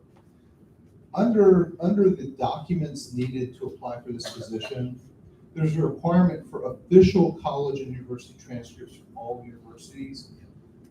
We might kindly suggest we just change that to copies of those with official being provided upon hiring. And the reason is we're giving them a very, very narrow window to try to get off-island official documents. And copies might suffice, and we can even get them to verify they're giving us true copies. What copies on file, some or people who may apply have documents on file already, transcripts. Also, I think it's reasonable to consider existing employment records that are official that we can get copies and later verify. So food for thought. I'm just trying to give a legal suggestion. Okay, well, going back to the prior motion on the time frame and the job qualifications. Is there any second? Second. Discussion? No discussion? All those in favor say aye. Aye. Opposed? So, Ms. Cat, the other Ms. Cat, the announcement goes out on the 25th, opens on the 25th. I hope you have enough time to put it on the electronic media, because I don't think we have enough time to put it on printed. But you need to get this out to as many platforms as possible. Remember, it's on the 25th. You work with the PIO and make sure this announcement goes out. And if they're interested, then the qualifications for the position can be obtained from HR or from PIO. Everybody? Yes. Everybody in agreement? So we all know what's happening on Monday, the 25th, when you open something that says you come and apply? Dr. Adams? Well, actually, I did want to say, I had a point of clarification for the NASB conference for the Teacher of the Year. So I've been waiting. Oh, I'm sorry, I didn't see your hand go up. I know, I'm sorry. So I don't have. So we'll finish this business. Okay, thank you. So we're set. Kat from HR, we're set. Ms. G, we're set. We need to give all the documents. PIO. Did you still want to do that announcement for the actual Well, I'm sure the media is going to ask you for some response. So. Okay, I just wanted to make sure. Correct. If you. They're gonna have it. Okay, going back. Sorry. If it pleases the board, we could even do big videos. As a former reporter, I can sit down with the applicants that are accepted. We can actually do something. But that's after. But after, correct. After accepted and all that. Often looking box over there. Gotcha. Okay. Going back, Dr. Adams, I'm sorry, on the NASB. Yes, I just wanted to clarify that our Guam Teacher of the Year for 2025 is Yuki Shin, and she'll be attending the National Teacher of the Year conference in Washington, D.C., September 28th to October 2nd. So in reference to what was brought up earlier about inviting the Guam Teacher of the Year, it's not a conflict for you, Chair Sablan, because if we're inviting the 2025 Teacher of the Year, that would be Ms. Shin. So I just wanted to point that out. Okay, but Ms. G is inviting the current Yes. Teacher of the Year. So it wouldn't be a conflict. Yes, so that's why I did not vote. Yes. Thank you. Moving along, some members have to excuse themselves by 6:15. Let's start. Can we just say congratulations? Today was your opening day.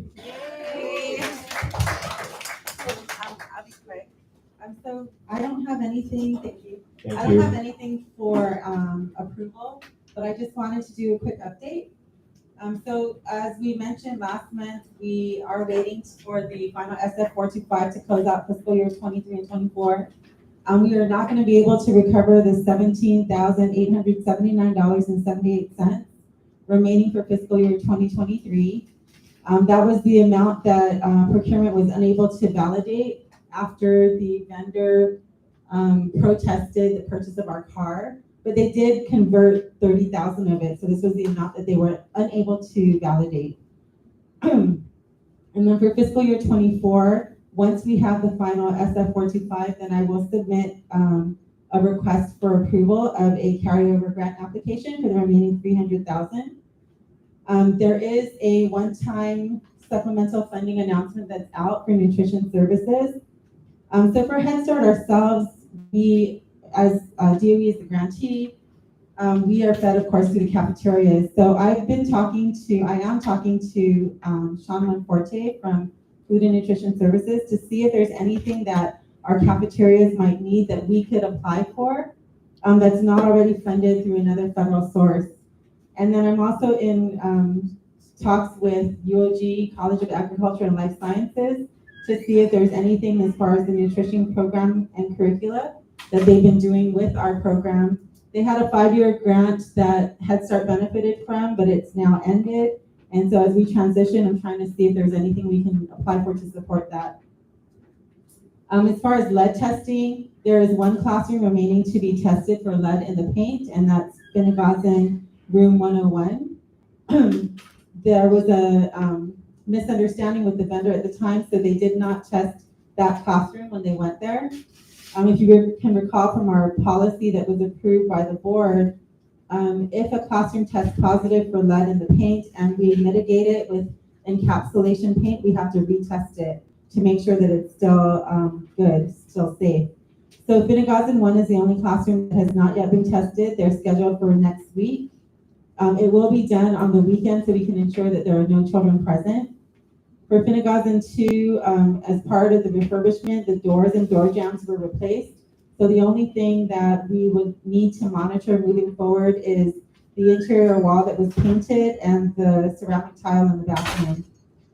At Jan Guerrero, our new classroom there, we were able to replace the doors and we painted the door jambs. So that will also be monitored in upcoming years until the door jamb is replaced at that school. At Price 1 and 2, I just want to say thank you again to our facilities and maintenance guys. The room divider at Price Elementary, which a lot of the classrooms at Price have those room dividers, it was opened and tested positive in the hinges for lead in the paint. And so facilities was able to remove the divider and build a permanent wooden wall for us. So that is now taken care of. And then moving forward, we did receive notice of an upcoming federal review, which is going to be next school year. We do not yet have the guidance as to what the monitoring protocol will be or when exactly they will be coming. We did get notice, as it was included in the packet, that Office of Head Start is changing the monitoring protocol to align with the current administration's priorities. So as soon as that announcement comes out, I'll share it with the board and we can start preparing for that particular protocol. And then other than that, we're in the midst of compiling our end of the year program information report for submission to Office of Head Start. That's it? Yes, sir. Congratulations. Thank you. We wish you a successful, as we know it will be, Head Start year. Thank you, Angelina. Any questions from the board? No questions? Okay, thank you. Health, Safe and Healthy Schools Committee. Mr. Ada? Simple and easy. I've been communicating with Mr. Jim Pangilinan continuously, and so everything's meeting on schedule. Thank you. Any questions from the board? Jimmy and your crew under Dr. Leah, thank you very much for, you got your accolades. I've been watching the legislature, so, and they gave you 10 million out of, you know, I don't know where we're gonna get it from, but 10 million was allocated to maintenance, and it's much needed, but it's, yes, that's what I'm saying, it's from the current budget.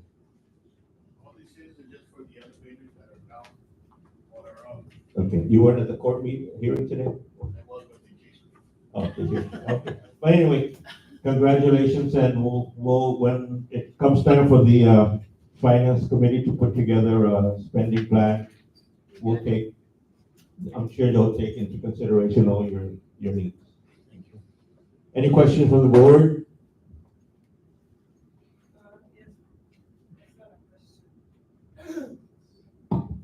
Jimmy, thank you, because I understand that your maintenance staff really did good at Finnegan Elementary School.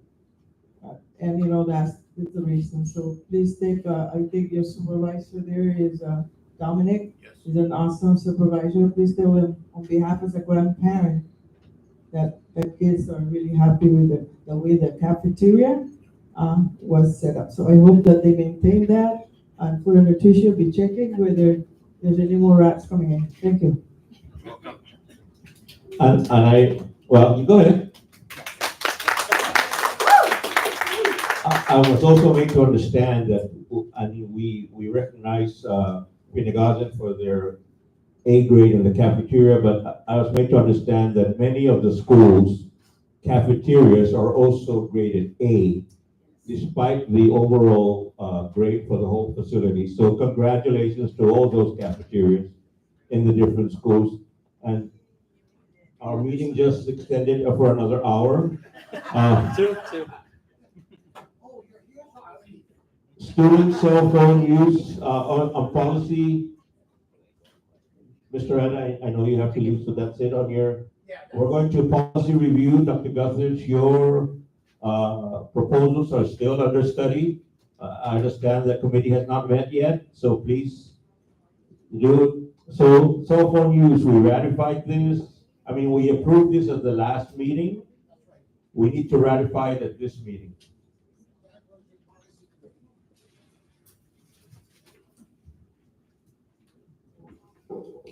So to ratify it, sure, yes.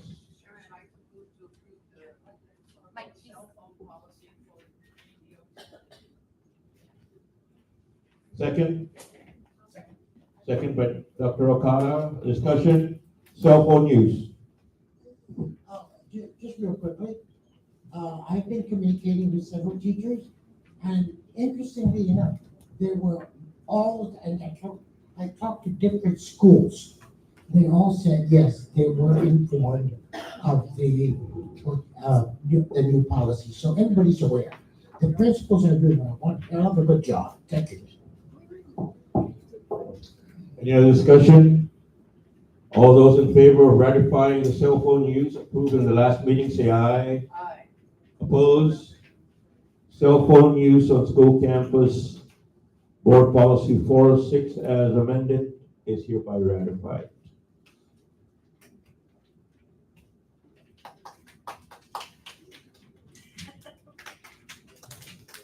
Fiscal Management Committee, Dr. O'Connor.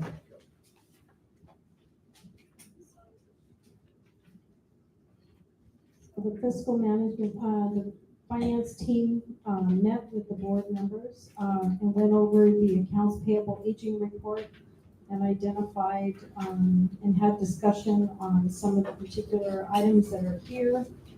We also went through the payment report that was provided by the deputy on all the payments that have been made on ARP since or as of August 12th, including payments made against CG 22, CG 23,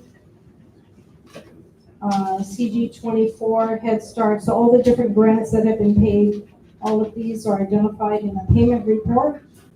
In addition, we went over the grant status executive summary report and requested that the obligation dates be updated so that it reflects the correct dates, because some of these grants appear on this report as if they are expired, but they're not expired. So we requested for those to be updated. And then in addition, we went through the unaudited statement of appropriations, expenditures, and encumbrances for fiscal year 25. And one thing that we noted was the available balance that exist, even though we have, at the time, less than 2 months, we have a significant balance of appropriation that has not been obligated. So we went through those at our meeting last week. And subject to any questions from the board on any of these items? Any questions? Dr. Goddard, if I could just add one thing on the aging report, all of the local bills that are not in the current column have been paid. All the 31 to 60 days and all the 61 to 90 days have been paid. For the whole, just for local? Yeah, a total of 36,000. Yeah, I see it. Okay, thank you.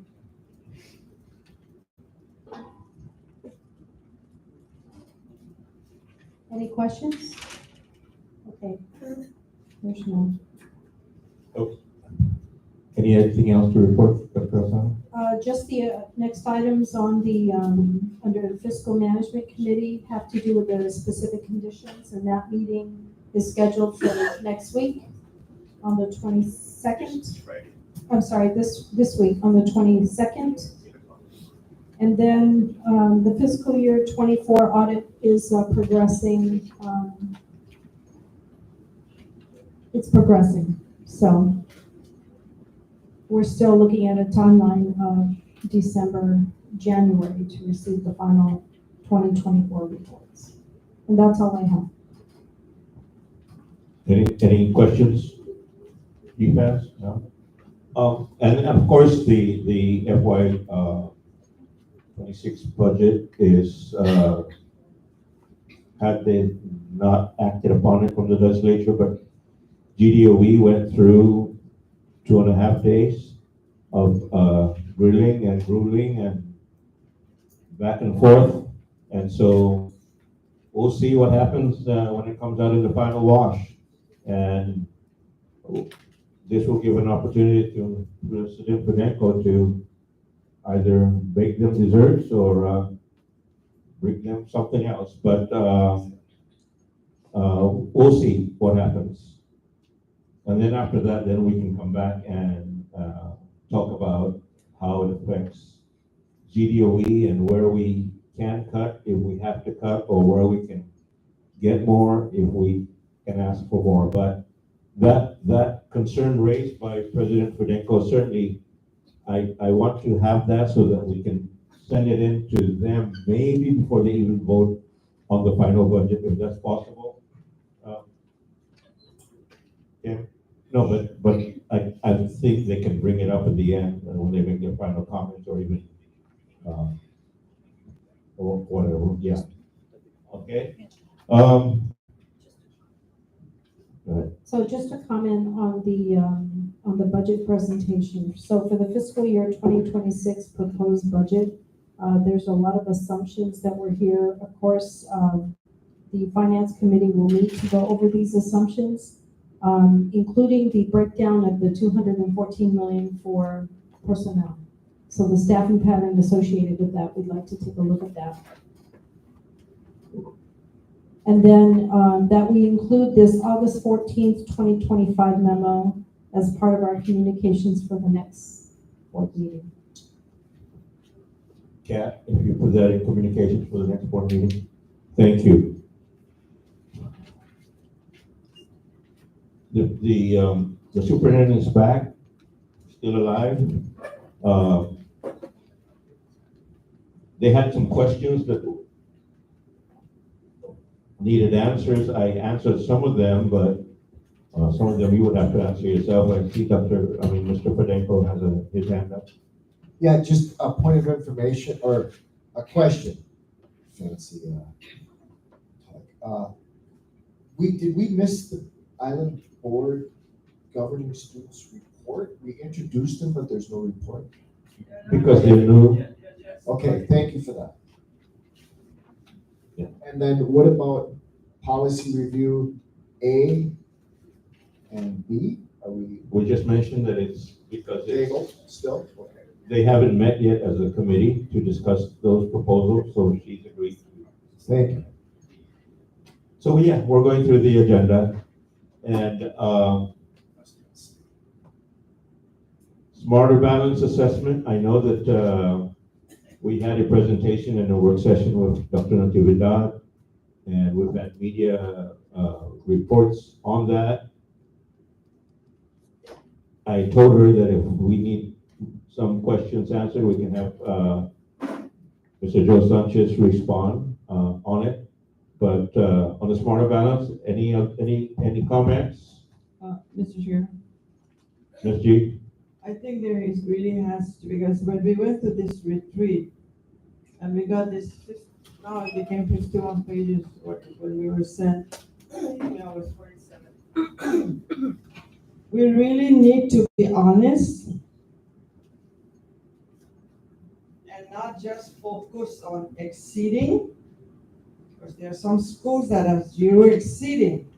Be honest to the public and on what are we going to do with the schools that have 80%, 90% did not meet. Because right now, people out there think, is it really true that DOE's proficiency? We gotta be honest. Let's not sugarcoat it, okay? We gotta be honest. And what is the solution? What are we going to do? What are we going to do? Because if this is 23, 24, 25, 20, 23, 24, 24, 25, and the needle has not moved, and it's the schools that were listed here that are zero exceeding, what is going to happen? So there's a lot there, and one senator texted me, said, is it really? I said, no, I'll give you a copy and you read for yourself. So I just want to know. But Mr. Chair, I didn't get, hold on. Did you say you have a question for the superintendent on his report? After you get this, I sure have something to say. Thank you, Mr. Chair. But as far as this a smarter balance assessment, we cannot deny that there has been improvement, at least in the ESL. It came out in the paper that there still needs to be work done on math proficiency.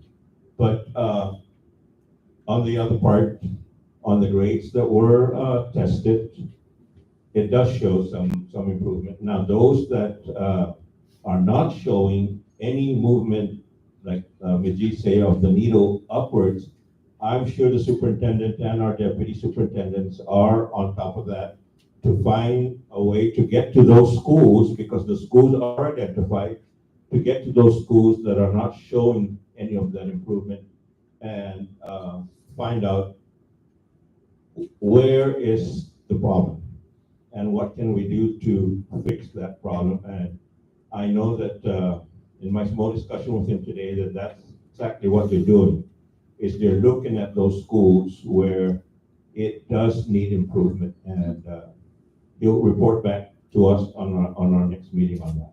And the other thing is, and I never said I'm an educator, Dr. Okada never said she's an educator, but there are some people in this building going around, there are board members that are not educators, so they don't know the cohort, they don't know the da.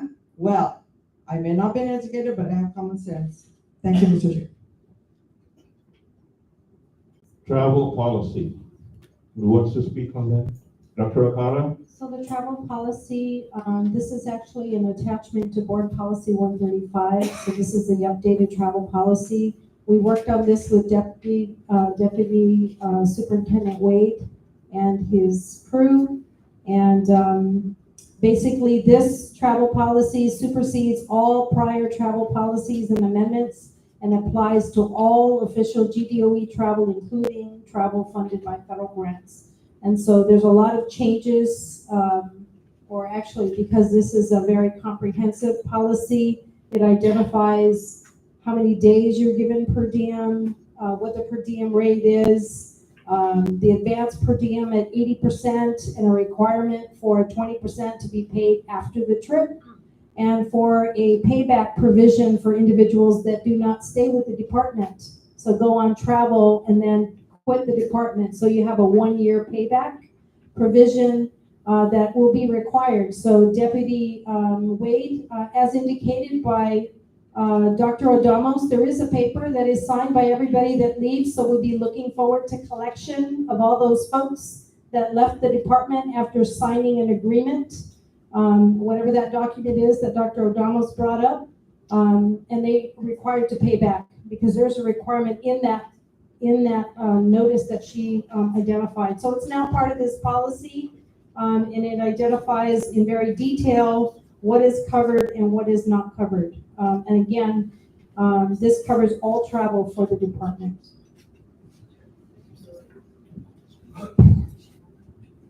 Mr. Chair, I make a motion to approve the Guam Department of Education travel policy on this 19th day of August, 2025.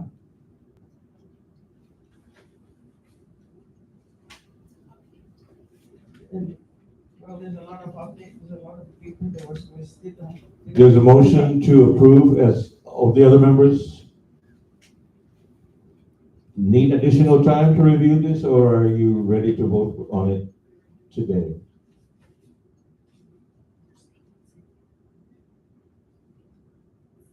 So no one's saying no, no one's saying they asked for additional time. Mr. Wade, your input was in here, so you're okay? Okay, so there's a motion. I don't hear a second. Second by Dr. Guthert. Any discussion? Just to also give thanks to the other deputies that were also here that contributed to this policy as well. Deputy Joe, Deputy Adonis was here, and Deputy Leah. Effective date? Immediately. Yeah.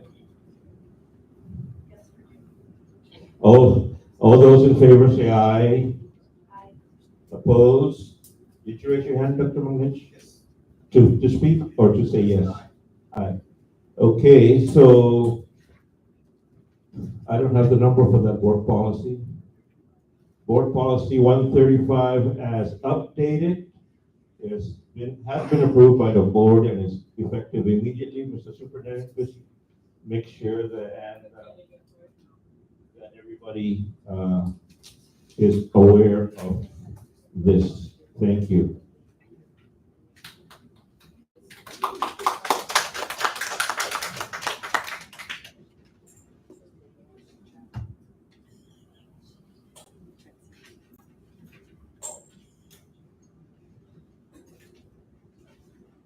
Mr. Superintendent, since you're here now, that some of the members have questions, and Ms. G, you're first. Superintendent, when you were at the legislature and you were asked by Senator Shango Matauta about your letter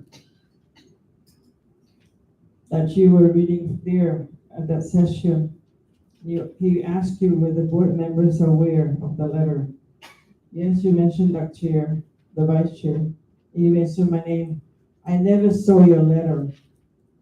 I assume you did not give me your letter. The only time I received this letter was Senator Shango Matauta called board members and asking them if they know about the letter that you were reading during that session. So let me remind you, don't use my name, because I was being called by some people, are you agreeing to everything the superintendent in that letter? And I did not. I did not authorize you. I know that he called several board members, because when I got a hold of Senator Matauta on Sunday, and I said, I just want to keep clear, I did not receive that letter that he was reading. And he said, I figured, because I talked to several board members. When you, let me bring you back, and you people can say, well, John Fernandez. The former superintendent, John Fernandez, every testimony, every document that he's going to the legislature, he provides the board a copy. So for you to say Maria Gutierrez, I just want you to know that from now on, don't use my name, because I never got. Dr. Gutierrez was the one who would email us, email the board that this is the letter, did you see the letter? And I don't like this thing that, because everything there that you guys are putting out, saying out, I don't know. The other thing is, in 2023, we told you who is the spokesperson for DOE. At that session, they asking a question, they asked me, a senator asked me, did you hire already a new superintendent? Did you hire a new deputy for finance? Well, somebody's answered all the questions. So I just want to let you know that, I don't think I'm the only board member that's bothered that that letter went out without us knowing. It's easy for you to send it to us, email, and then being called by senators, did you read the letter? Did you have the letter? So I just want to share, because I know that there's other board members here that will feel the same. Thank you.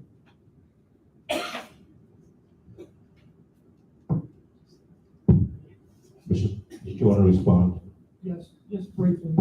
I apologize for that when your points noted. Should have been put that way.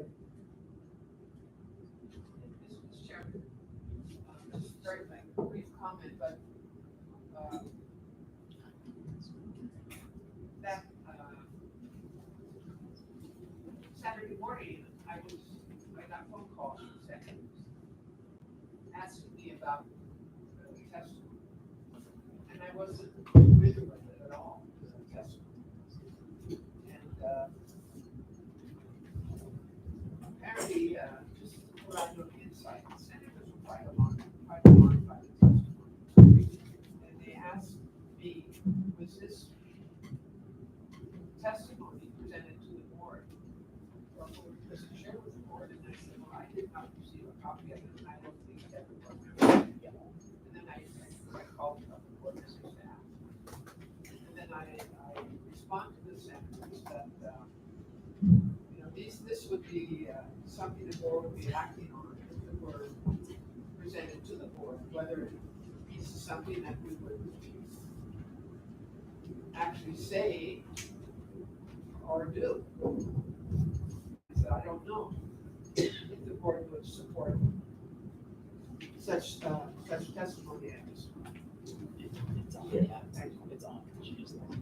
Well, I did not get a call from the Senator Gumantato asking me about the letter. I only heard from the other board members, but not because I want to defend the superintendent, but the notice that the Board of Education being invited to the budget hearing, and the fact that GDOE's budget was up for discussion the very next morning, early in the morning, the day before, did not give anybody an opportunity to even come together with a testimony, much less the board coming together to provide an approval to the superintendent to go ahead and testify. And so, as you all know, whatever board action or board testimony comes out before anybody, before the legislature, before the governor, before anybody, has to be taken up in the board and approved by the board. We did not have that opportunity. But I know the superintendent did mention it to the finance committee in his meeting, I think the day before. At the same token, we have a senator that did contact me about an amendment to the budget and saying that, do I support it because it has to do with spending priorities. And I said, well, I can't speak for the board. I can only speak for myself. But then it comes back, I get texted back by an employee that it was the board's decision to ask the senator to delete that amendment. And it cannot be, because we did not meet to discuss the amendment, nor did we know that that amendment was coming up. And so it's an amendment about the spending priorities of what the category of employees to be hired if there are available funds to hire them. And so I'm just going to ask the board too, that if you are called to provide your answer, preface it by saying this is your own personal opinion and not the board's. Because when you say the board, you're talking for all of us. And when I speak without having the board's approval, I always say, that's my personal opinion. So I just want to put that out. But anyways, like I said, the budget is being under scrutiny now. Board of Education is done. We'll see what happens in the end. We've discussed a lot of things here today. The next exciting thing that's going to come up is when we get this time frame, we're going to see how many people on, you didn't know that, but on August 25th, the opening for job announcement for the superintendent, for your job, for the superintendent, is going to be open. And so we shall see how many, I don't know who wants to apply, but we'll see how many. We do have one more item on the agenda and want to forego it, executive session. We don't have, we can't have Ms. Felly on there. We can't have these, but can we put that on? No, but no, not that. Can we put that on to the next? I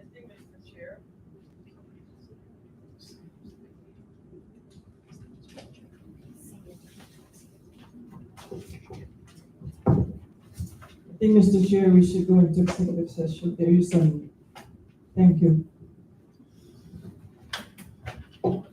30 seconds.